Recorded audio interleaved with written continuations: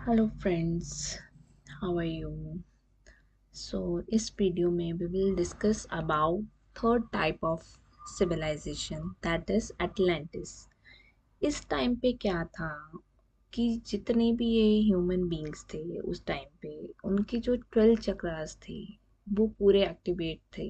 DNA उनका with the highest frequency में vibrate करता था और उनके पास बहुत सारे स्पिरिचुअल गिफ्ट्स थे and they can easily connect with the जो हमारे इंटरगैलेक्टिक टीम है उनके साथ आराम से वो कनेक्ट कर सकते थे। They can even fly from one place to one other, जैसे कि पुराने टाइम पे योगी थे, वो एक जगह से दूसरी जगह जा सकते थे।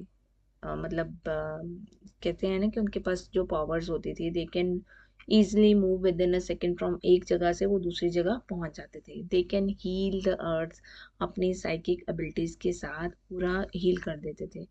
और उस टाइम पे क्या था कि जो मेन वहाँ का जो टेम्पल था वो मेन एटलांटिस के सेंटर में बना हुआ था। बहुत ब्यूटीफुल सिटी था उस टाइम का ये। और उस जो मेन सेंटर पे जो टेम्पल बना हुआ था उसका नाम था टेम्पल ऑफ पॉइजडन। तो वहां पे एक बहुत बड़ा क्रिस्टल रखा गया था। तो लिम्यूरियंस ने अपनी जो थी नॉलेज थी और विजडम थी, they have passed on to Atlantis के लोगों को, उन्होंने आगे फॉरवर्ड की थी। तो उनके अंदर क्रिस्टल को हील करने की भी पावर थी कि उसके साथ कैसे अपनी फ्रीक्वेंसी को बढ़ा सकते हैं, कैसे हील कर सकते हैं। तो दे नो दैट। तो जो बहुत बड़ा क्रिस्टल था वो इस टेम्पल के अंदर रखा गया। और ये जो क्रिस्टल था एक पोर्टल का काम करता था। अब ये जो क्रिस्टल है ये अब बरामुडा जो टेम्पल, या वो कहते हैं बरामुडा ट्रायंगल, उसके अंदर ये सबमर्ज हो चुका है।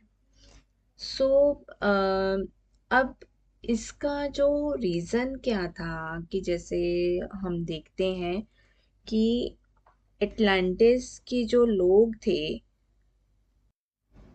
दे हैव द पावर कि दे कैन, मतलब यूनिवर्स की जो एनर्जी है उसको कैसे अपने अंदर ग्रैब करना है, उस एनर्जी के साथ कैसे वर्कआउट करना है। उस टाइम पे जो लोगों की पावर थी बहुत ज़्यादा हाई थी। They all live in unconditional love. उनके पास 5D फ्रीक्वेंसी की जितनी भी नॉलेज थी, दे हैव दैट नॉलेज। और उनके पास यूनिवर्स ने उनको कुछ सिंबल्स भी दिए थे रेकी के, with which they can use to the maximum level for the benefit of the earth के benefit के लिए उसको यूज करते थे। या अगर किसी पर्सन की उस टाइम पे अगर उनको लगता था कि कुछ फ्रीक्वेंसी लो हो रही है, तो how they can use the crystals के थ्रू या रेकी के सिंबल्स के through they can heal that. तो इस तरीके का था। अब रेकी को वो यूज तो करते थे, बट जो रेकी थी इसको बेसिकली शिवजी ने अर्थ पे दिया था। एट फर्स्ट मियू जो थी सिविलाइजेशन, उनको पहली अट्यूनमेंट दी गई, फिर second and then they got the master level. इस तरीके से उनको पहले दी गई। फिर उसके बाद जब म्यू डिसअपियर हुआ, तब एट दैट टाइम तो कुछ लोग म्यू के जब वो सेटल हो गए इंडिया और तिब्बत में, तो they have that Reiki symbols उनके अंदर थे। They know the knowledge about how to use them. तो इस तरीके से मतलब रेकी की पावर को भी वो यूज करते थे। नाउ अब हुआ क्या कि जैसे ही उन्होंने अपनी पावर्स को यूज किया, तो कहीं ना कहीं उनके ऊपर नेगेटिव एंटिटी का इम्पैक्ट हुआ। तो जिसके कारण उनके अंदर ग्रीड, ईगो पैदा हो गई। They want to exploit themselves, अपने ही एक्सप्लॉइट, खुद को एक्सप्लॉइट करना शुरू कर दिया, क्योंकि उनका जो कनेक्शन था वो डिवाइन के साथ खत्म हो गया था। एंड एज अ रिजल्ट क्या हुआ कि जैसे ही उनका डिवाइन के साथ कनेक्शन कम होना स्टार्ट हुआ, उनका जो एक वो था स्पिरिचुअलिटी की तरफ जो झुकाव था वो कम होना स्टार्ट हो गया। उनका ज्यादा फोकस कहाँ होना स्टार्ट हो गया कि पावर को कैसे अटेन करना है, कैसे अपने आप को ज्यादा पावरफुल बनाना है। मतलब पूरा फुल एक्सप्लॉयटेशन स्टार्ट हो गई थी टेक्नोलॉजी की और साइकिक एबिलिटीज की, जिसके कारण क्या हुआ कि रेकी सिंबल्स भी यूनिवर्स ने मैक्सिमम, जो यूनिवर्स ने जो दिए थे रेकी सिंबल्स उस टाइम पे, वो उनको वापस ले लिया। और साथ में उन्होंने उनको उस टाइम पे वार्न भी किया था कि आप अपना इतना ज़्यादा एक्सप्लॉइट मत करो।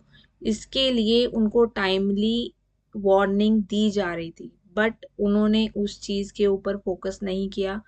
उनके ऊपर नेगेटिव एंटिटी का जो होल्ड था वो ज़्यादा हो गया था, और कुछ लोगों ने अपने आप को नेगेटिव एंटिटी के पूरे कंट्रोल में आ चुके थे। So this was the main reason कि एटलांटिस पूरा खत्म हो गया उस टाइम पे। अब इसके कारण एटलांटिस का एंड हुआ। सो ये जो एंड था, जो एटलांटिस था, एक ही दिन में सबमर्ज्ड कहते हैं कि हो गया था, बट इसके लिए प्रिपरेशन या वार्निंग उनको काफी टाइम से दी जा रही थी। So it took lot of years for the end of the Atlantis. और इससे पहले क्या किया कि यूनिवर्स ने, मतलब पूरा उसको खत्म करने से पहले, कुछ जो हाई प्रीस्ट थे, मींस उस टाइम पे एटलांटिस में, मतलब जो पूरा एरिया था वो 12 पार्ट्स में ऐसे बंटा हुआ था, जिसमें हर एक एरिया में कुछ प्रीस्ट और प्रीस्टेस एलोकेट किए गए थे। एंड उनमें से कुछ जो प्रीस्ट और प्रीस्टेस थे, उनको ट्रेनिंग दी गई ताकि वो अपना अपना एक ट्राइब बना लें। And before the end of the Atlantis they then settle to other parts of the world, कि बाकी जगह पे वो जाके अपना सेटल डाउन हो जाए। सो इस इस टाइम पे क्या हुआ, जब वो उसका पूरा फॉल हुआ, एंड हुआ एटलांटिस का, तो जो टेम्पल था, जो मेन टेम्पल था, वो सबमर्ज्ड हो गया सी के अंदर। और साथ ही जो सेंटर में ग्रेट क्रिस्टल था, उसका मिसयूज और ना हो सके, that has already fell into the sea bed. And अब ये जो जगह है Atlantis, that now lies in the centre of Bermuda Triangle. इस इस जगह को जो 3D कॉन्शियस के लोग हैं वो नहीं देख सकते।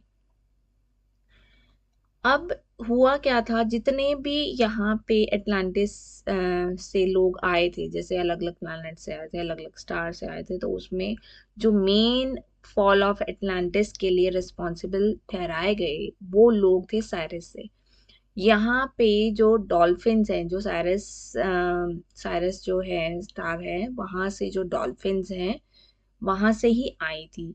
और जिन लोगों ने यहाँ पे मिसयूज किया था, उनको अपना कर्मा पे बैक करना था। सो देवर आस्क्ड, उनसे वो बोला गया कि आपको अपना कर्मा रीपे करना है, बिकॉज यू हैव डन और you are on not on the right path. So इसलिए अब आपको हम अम, उस कर्मा को खत्म करने के लिए डॉल्फिन के बॉडीज में आपको रहना पड़ेगा, और आप इस बॉडी में रहते हुए भी जितनी भी आपकी एंशियंट नॉलेज है वो आपके साथ रहेगी, बट आपको कर्मा रीपे करना पड़ेगा। एंड आप ओशियंस में रह के लोगों की हीलिंग या उनको हीलिंग सेंड करोगे। तो दिस वाज द मेन, उनको मतलब अपना कर्मा रीपे करने के लिए एक मौका दिया गया। सो अब इसमें जो थी, इन डॉल्फिन्स को माना गया कि they are called the angels of Atlantis माना गया, क्योंकि इनके पास बहुत सारी इंफॉर्मेशन थी। अब इन डॉल्फिन्स के अंदर इतनी हाई फ्रीक्वेंसी थी दैट दे कैन, मतलब हर एक छोटी से छोटी मिन्यूट चीज को भी वो वो जान लेते थे, means they have a strong psychic abilities. तो अब इस टाइम पे at present divine is looking कि जो कमिट कर सकते हैं, means the people who are committed to divine, उनको ही ये विजडम दी जाएगी so that they can spread this knowledge only for the spiritual growth. और उस नॉलेज को आगे स्प्रेड करने के लिए यूनिवर्स ने 12 ट्राइब्स बनाई, एंड ये ट्राइब्स के अंदर एटलांटिस की कहीं ना कहीं इंफॉर्मेशन स्टोर्ड है इन देयर डीएनए। अब ये जो 12 ट्राइब्स थी, इसमें ट्राइब्स 12 ट्राइब्स में दो आगे हम पार्ट्स कर सकते हैं, दैट इज मीन्स दो पार्ट्स में ये डिवाइड हुई। पहला पार्ट था इजिप्शियन कनेक्शन के साथ, दूसरा पार्ट था ग्रीक कनेक्शन के साथ। जो इजिप्शियन कनेक्शन था इसके अंदर 6 ट्राइब्स आई और ग्रीक कनेक्शन के साथ again 6 tribe. Friends, the reason I made this video is, सबसे पहला जो रीज़न था कि कहीं ना कहीं ये जो इन्फॉर्मेशन है that will help you out in understanding the type of grades. Second जो मेरा मेन रीज़न था दैट इज़ कि हमें अपनी जो साइकिक पावर्स है, साइकिक एबिलिटीज़ है, उनको हमें प्रॉपरली यूटिलाइज करना चाहिए। ठीक है, अगर हम उनका प्रॉपरली यूटिलाइज ना नहीं कर पाए तो कहीं ना कहीं that abilities has been withdrawn, वो विदड्रॉ कर सकते हैं यूनिवर्स, अगर उनके अकॉर्डिंग ना हुआ। जैसे कि हम देखते हैं कि म्यू और जो लेम्यूरियन जो जगह थी and that has been disappeared, और जो हमारा इंडिया का जो साउदर्न पार्ट है वो भी सबमर्ज हो गया था ओशन में, द्वारका भी पानी में डूब गई थी। उन सब चीज़ों का रीज़न यही था कि उस टाइम पे लोगों के अंदर बहुत ज़्यादा ईगो और अपने स्पिरिचुअल एबिलिटीज़ को यूज़ करना, ठीक है, तो मतलब उसका प्रॉपरली मिस यूज था, that is not used for the development of the earth for the humanity, उसके लिए यूज नहीं किया जा रहा था। यूनिवर्स ने वहाँ पे यही स्टेप लिया that they have to withdraw all those spiritual powers and spiritual gifts, उन्होंने वापस ले लिए।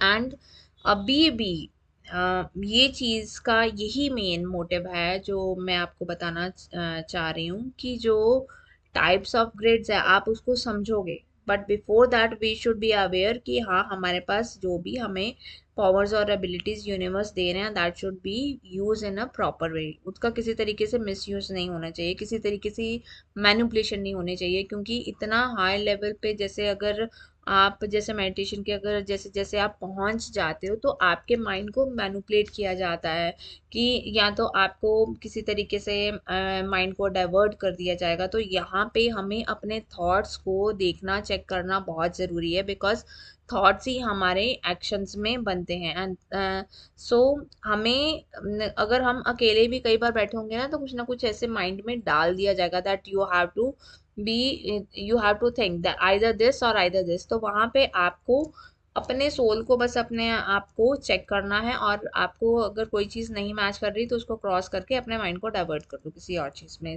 दिस इज द मेन वो है जो टिप है, क्योंकि ये यूनिवर्स मुझे बार बार बोल रहे थे कि अगर आपको ग्रिड्स के ऊपर जाना है, अगर आपको ग्रिड्स को समझना है, before that you have to know about कि आप क्या हो, आपकी रिस्पॉन्सिबिलिटी क्या है और आपके पास क्या पावर्स हैं। ये बताना बहुत इम्पोर्टेंट था।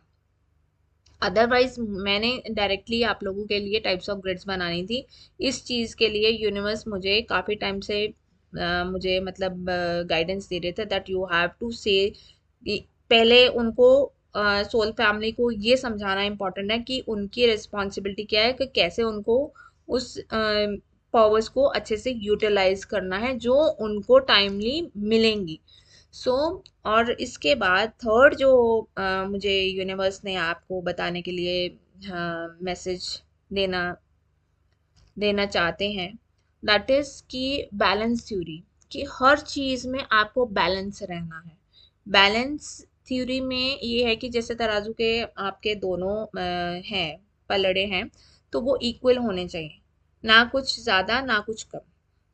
ना ज्यादा दुख, ना ज्यादा सुख, ना ज्यादा अटैचमेंट, ना ज्यादा डिटैचमेंट, एवरीथिंग इज इक्वल। जैसे शिव जी देखते हैं अपने बच्चों को कि उनके लिए देवता भी बराबर थे, असुर भी बराबर थे। तो इस तरीके से यू हैव टू चेक अपने आपके थॉट्स को भी यहाँ पे चेक करना है। ठीक है, हर चीज में आपको बैलेंस बना के रखना है। ना ज्यादा किसी को प्यार करना है, ना ज्यादा किसी को घृणा करनी है, ना आपको बहुत ज्यादा कहीं पे इन्वॉल्व होना है, ना ज्यादा अपने आप को पीछे खींचना है, ना ज्यादा आपको स्पिरिचुअली इन्वॉल्व होना है और ना ज्यादा मटेरियलिस्टिक होना है। सो हर चीज में आपको बैलेंस लेके चलना है। और हमेशा यूनिवर्स को और अपने गुरुओं को ग्रैटिट्यूड पे करो, क्योंकि कहीं ना कहीं चाहे आप अपने पर्पस के लिए आप तैयार किए गए हो, तो वो तैयार करने के लिए कहीं ना कहीं कितना बड़ा जो हाथ है वो यूनिवर्स का और गुरुओं का है। अगर आप उनकी एनर्जी से ही अगर आप हट गए, उन मतलब अगर आप अपने गुरुओं को, अपने मेंटर्स को ही वैल्यू करना छोड़ दोगे, तो वो एनर्जी वापस चली जाएगी। सो ये सब चीज़ों को आप प्लीज़ बारीकी से अपने अंदर ढाल लो before moving to the types of grid. क्योंकि इस चीज़ को, इन 3 पॉइंट्स को समझना बहुत इंपॉर्टेंट है। फर्स्ट कि आप थोड़ा सा आइडिया ले लो जो मैंने लास्ट सिविलाइजेशन में बताया है, तो वहां से आपको कर्मा थ्योरी भी आपको समझ में आ जाएगी। एंड बैलेंसिंग थ्योरी मैम हमें सिखा ही रही हैं। और बैलेंस रहना, अपने सांस को, अपने ब्रेथ को भी आपको चेक करना है कि आपकी ब्रेथ कैसी है। आपकी, मैं आपको एक बहुत ही की पॉइंट आज बता रही हूँ। आपकी सांस आपको बता देगी कि आपके इमोशंस कैसे हैं। ठीक है, कि आप ज्यादा खुश हो या आप ज्यादा दुखी हो। ठीक है, तो अपनी ब्रेथ के ऊपर, अपने सांस के ऊपर भी आप फोकस करो। या अगर आप ब्रेथ के ऊपर नहीं कर सकते, तो हमेशा अपने थॉट्स को अपना चेक करो। सो 2 वेज हैं ये। आप अपने ऊपर अपने मतलब थॉट्स को चेक कर सकते हो, या हमेशा अपने अवेयरनेस में रह सकते हो। फ्रेंड्स, जो मियो और लिम्यूरिन की जो सिविलाइजेशन है, उससे हमें टाइप्स ऑफ ग्रिड्स की नॉलेज हमें दे मिलेगी। और सेकंड जो कर्मा थ्योरी है, वो हमें एटलांटिस सिविलाइजेशन से समझने में मिलती है through the example of dolphins. Third जो बैलेंसिंग थ्योरी है, उसको समझने के लिए हमें सोल कंसेप्ट और शेयर फील्ड मैम के मेडिटेशन दोनों का यूज़ करना है। और साथ में हमें इसके साथ लीकिंग एनर्जी के ऊपर बहुत ध्यान देना होगा कि हमें अपनी जो एनर्जी है वो एक्सेसिव किसी को नहीं देनी है। बिकॉज हमें उस एनर्जी को, जो हमें अपनी एनर्जी क्रिएट की है with the help of divine light, उसका यूज हमें डिवाइन के पर्पस और मिशन को पूरा करने के लिए लगाना है। Because that energy has to be utilized in a proper way. हमारे पास क्या होता है, बहुत ही मैनिपुलेटिव एनर्जी क्रिएट कर दी जाती है कि ताकि वो जो हमारी एनर्जी है वो सामने वाला पर्सन वो ले, ताकि हम अपने मिशन से हटे। सो लीकिंग एनर्जी के ऊपर इसीलिए मैम हमें फोकस करते हैं कि प्लीज आप अपना जो फोकस है खुद पे करो, अपनी सोल की ग्रोथ पे करो। सो मेन रीजन यही था कि हमें अपनी प्रोटेक्शन और अपनी एनर्जी को पूरा, मतलब सही तरीके से उसको यूटिलाइज करना है। क्योंकि आगे जब आप ग्रिड बनाओगे ना, तो हमारी जो एनर्जी है, जब आप टाइप्स ऑफ ग्रिड समझ लोगे, तो वहां पे अगर आपको एकदम से गॉड मतलब कहते हैं कि that you have to work on this area, it depends कि हाँ आपको यूनिवर्स क्या आपको गाइडेंस देते हैं। क्योंकि सबकी गाइडेंस उसके साथ लेके थोड़ा सा डिफरेंट वे में आ सकती है अकॉर्डिंग टू योर मिशन, जो यूनिवर्स आपको प्रोवाइड करेंगे। सो हमें अपनी एनर्जी को यूनिवर्स के ऊपर ही लगाना है, उनके मिशन को ही पूरा करने में लगाना है। So this is it. And I hope कि मैं अपना जो पॉइंट है वो आपको अच्छे से समझा पाई हूँ. That's it. Love you guys, love you all.